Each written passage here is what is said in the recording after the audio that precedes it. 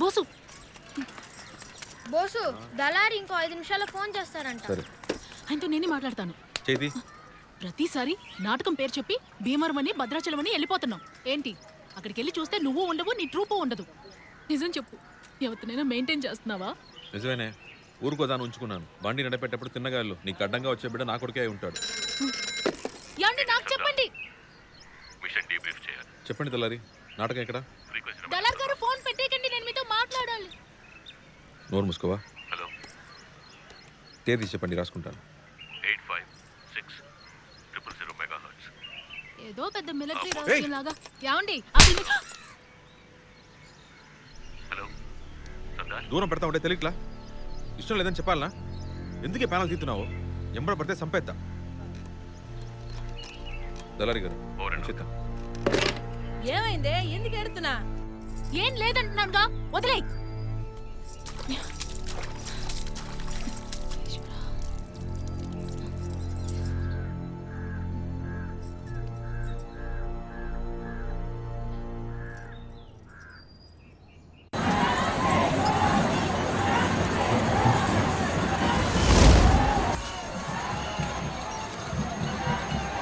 ఏంటి సర్దార్, బలివడానికి వచ్చావా? దెబ్బతిన్న మేకపిల్ల ఎక్కడే మనుషులు వస్తే కూర్చొడుతుంది. పాకిస్తాన్ నీళ్ళలో విషయం కలిపిందో కనుక్కున్నారా? కనుక్కున్నాను సార్, కానీ దాంతోపాటు ఇంకో రహస్యం తెలుసుకున్నాను. నేను పని ముగించుకుని వచ్చేటప్పుడు జనరల్ యూసఫ్ బల్ల మీద డ్రాగన్ చికెన్ అంతా ఒక ఫైల్ చూసా. అది తెరిచి చూసిన తర్వాతే అందులో ఉన్న చిక్ ఏంటో తెలిసింది. ఈ పథకాన్ని అమలు పరిచింది పాకిస్తాన్ అయితే పథకం వేసింది చైనా. ఆ చైనా వాళ్ళకి పాకిస్తాన్కి సంబంధించిన పత్రాల్లో లాఫింగ్ బుద్ధ అన్న పేరు రాసింది. Shadow operation. ఈ మిషన్ కి వెనకాల చైనా హస్తం ఉందని ఇంటెలిజెన్స్ రైజ్ చేశామంటే వెంటనే ఇన్వెస్టిగేషన్ మొదలెట్టొచ్చు.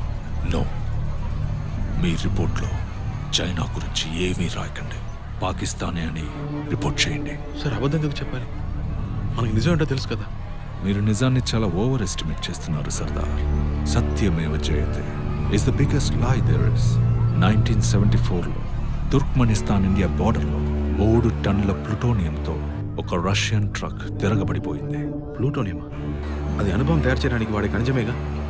ఎస్, ఆ ట్రక్ని ఇండియా స్వాధీనం చేసుకున్నట్టు, ఆ ప్లూటోనియం ఇండియా దగ్గరే ఉన్నట్టు న్యూస్ స్ప్రెడ్ అయింది కదా. అది అబద్ధం. ఆ ట్రక్లో ఉన్నది ప్లూటోనియం కాదు, సోడియం. ఇండియా దగ్గర ప్లూటోనియం ఉందని నమ్మిన శత్రు దేశాలు అన్నీ 2 అడుగులు వెనక్కి వేశారు. That is the power of the లై. చైనా వాడు మన కళ్ళు పాకిస్తాన్ మీదే ఉన్నాయని నమ్మని చైనా కళ్ళు కప్పి ఇన్వెస్టిగేట్ చేద్దాం. ఎలా చేయాలి సార్? చైనీస్ కాక్రోచ్, బొద్దింక. ఇండియా నుంచి చైనాలో అడుగుపెట్టి మిలిటరీ ఇంటెలిజెన్స్ని తీసుకురాగలిగే వ్యక్తి అతనొక్కడే. చివరిగా అతన్ని అరుణాచల్ ప్రదేశ్లోని కాహోలో చూసినట్టు తెలిసింది. అతన్ని కలు. ఈ మిషన్కి లీడ్గా అతని దగ్గర దొరుకుతుంది.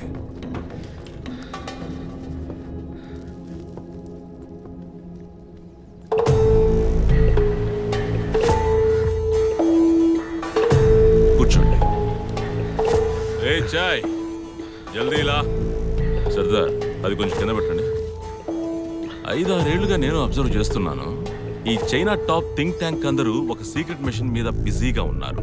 దానికి వాళ్ళు పెట్టుకున్న పేరు 1 నేషన్ 1 పైప్ లైన్. దాన్ని వెతుక్కుంటూ క్యాంటన్లో ఉన్న సీక్రెట్ వరల్డ్కి వెళ్ళి ఈ బ్లూ ప్రింట్ ని కొట్టుకొచ్చేసాను. క్యాంటన్ వాళ్ళ నుంచా?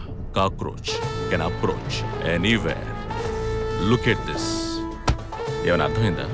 అర్థం కాలేదు సార్. నాకు అర్థం కాలేదు. గజీ బిజీగా ఉంది ఈ బ్లూ ప్రింట్. ఈ పైప్ లైన్ రూట్కి చైనాకి సంబంధమే లేదు. ఇలాంటి పైప్ లైన్ చైనాలో వేయడం ఇంపాసిబుల్. అప్పుడే నీ ఇంటెలిజెన్స్ నాకు అందింది. చైనా మ్యాప్కి అతకని బ్లూ ప్రింట్ని ఇండియా మ్యాప్కి పెడితే it connected all the dots.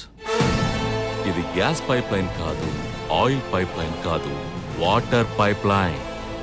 China వాడేసిన స్కీమ్ చైనాకి కాదు, అది ఇండియాకి వేసింది. ఎలా వీలు పడుతుంది సార్? ఈ పని ఇంపాసిబుల్. పాలీ ఎథిలైన్ తెరఫ్థలైట్, మనోళ్ళు ముద్దుగా పెట్ అని పిలుస్తారు. ఏం చేయగలరు ఈ బాటిల్తో?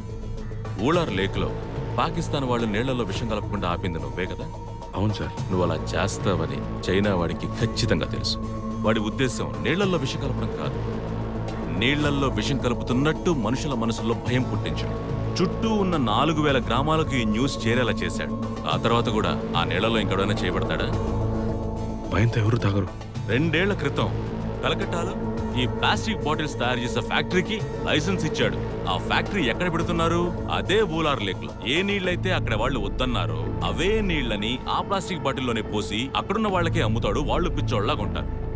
రాస్తుంది సార్, నీటి నమ్మడానికి వీల్లేదని. నిజాన్ని నమ్మకానికి పెట్టకూడదని కూడా రాసుంది. అలాగే జరుగుతోందా? ఇప్పుడు కూడా నీళ్ళు అమ్మట్లేదు. ఆ ప్లాస్టిక్ బాటిల్, ఆ క్యాప్, ఆ లేబుల్. బాటిల్ కి రేటు పెడుతున్నట్టు చూపిస్తూ నీటికి రేటు పెట్టాడు. చైనా వాళ్ళు మన దేశంలో ఈ పని ఎలా చేయగలరు? Water gives that super power. 3వ ప్రపంచ యుద్ధం నీటి కోసమే జరుగుతుందని బాగా తెలుసు. ప్రపంచంలో ఉన్న నీరంతా కంట్రోల్లో ఉండాలనే ఉద్దేశంతో దానికి ప్రయత్నం ఎప్పుడో మొదలుపెట్టాడు. ఇప్పుడు వాడి గురి ఇండియా వైపు తిరిగింది. ఇన్ని రోజులు న్యాచురల్ రిసోర్స్ గా ఉన్న వాటర్ ని ప్రోడక్ట్ గా మార్చేశాడు. ఇప్పుడు కొనుక్కోవచ్చుగా. కొనుక్కోవచ్చంటే అమ్మొచ్చు, అమ్మొచ్చంటే కంట్రోల్ చేయొచ్చు. మెల్లిమెల్లిగా డబ్బులిస్తేనే నీళ్లు అనే అలవాటుని కొత్తగా పరిచయం చేస్తున్నాడు. ఈ రోజు బాటిల్తో మొదలైన ఈ పథకం 50 ఏళ్ల తర్వాత పైప్ లైన్ గా మారుతుంది. దాంతోనే వాడు ఇండియాలో ఉన్న వాటర్ అంతా కంట్రోల్ చేస్తాడు. సార్, చైనా వాళ్ళు ఈ పని ఇండియాలో చేయడం కుదరదుగా. ఇండియాలో హైయెస్ట్ అఫీషియల్ సర్కిల్లో ఒక టాప్ అఫీషియల్ చైనా వాడికి చాలా రోజులుగా పనిచేస్తున్నాడు. వాడికి ఒక పేరు పెట్టారు చూడు, లాఫింగ్ బుద్ధ. బెంగాల్. ఆ లాఫింగ్ బుద్ధ ఎవరో నువ్వు కనిపెట్టాలి. వాణ్ణి పట్టుకుంటేనే మనం చైనాని స్టాప్ చేయగలం.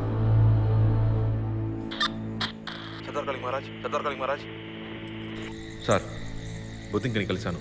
పాకిస్తాన్కి చైనాకి లింక్ ఏంటో కనుక్కున్నారు. చైనా వాళ్ళు పెద్ద ప్లానే వేశారు సార్. ఇండియాలో ఒక హై పొజిషన్లో ఉన్న అధికారే ఈ లాఫింగ్ బుద్ధ సార్. వాడిని కనిపెట్టాలి. శత్రువుని కూడా తేలిగ్గా కనిపెట్టారు. శత్రువు అని కనిపెట్టడమే కష్టం. మీరు చేసేది మీరు చేయండి, నేను చేసేది నేను చేస్తాను. Over and out. సరే సార్, ఓవర్ అండ్ అవుట్.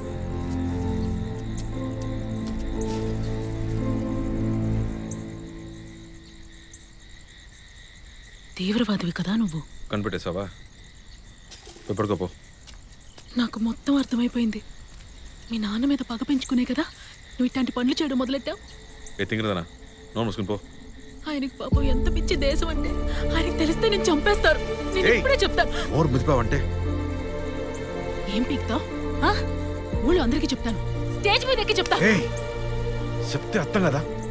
పీక నొక్కి చంపేస్తాను. చంపురా, చంపు. మరి ఇంకా ఎందుకు ఆగుతున్నావు? నన్ను చంపే. చంపమంటున్నారుగా, చంపేరా, చంపు. ఏదో పని చేయట్లేదు.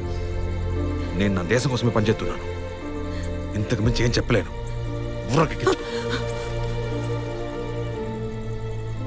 ఎలా నమ్మమంటావు? నేను చెప్తే నమ్మవా నువ్వు? నేనెందుకు నమ్మాలి? నీకు నాకు ఏంటి? నువ్వు నా మొగుడువా? నన్ను చేసుకోబోయేవాడివా? ఏదన్నా అదే అంటావు. ఇంతకే నీకేదైనా పెద్ద విషయం కావచ్చు, నాకు ఇదే పెద్ద విషయం.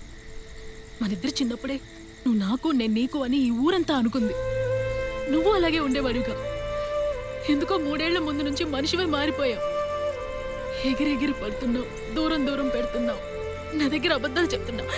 నీ దగ్గర మోసపోతున్నాను. నిజమే చెప్తున్నానే. నాకదొద్దు. నీకు నేనంటే ఇష్టమా, ఇష్టం లేదా అది చెప్పు చాలు.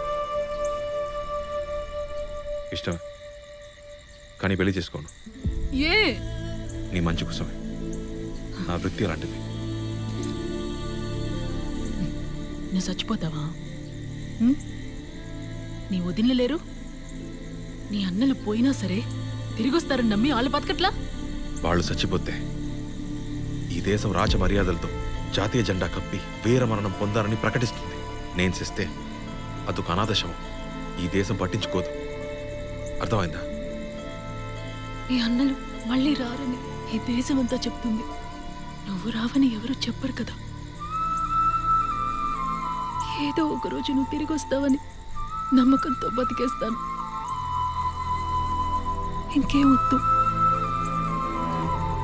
నేను అనుకున్న దానికన్నా నువ్వు పెద్ద తింగరదానివే. నేను నీకు అబద్ధం చెప్పకూడదంటే నువ్వు నన్ను ఏమీ అడగకూడదు. నీ బాబుకి వెళ్ళి చెప్పు చేసుకుంటానని. ఏమన్నావు? మళ్ళీ చెప్పను, పోవే.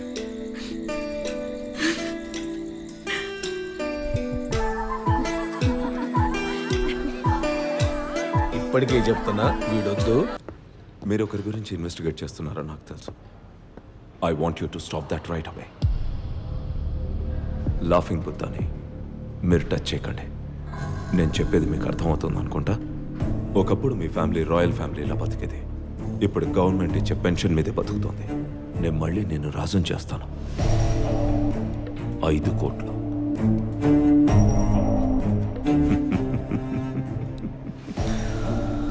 నువ్వు ఆలోచిస్తుంటే నాకు అర్థమవుతుంది Maharaj. I think you'll make the right decision.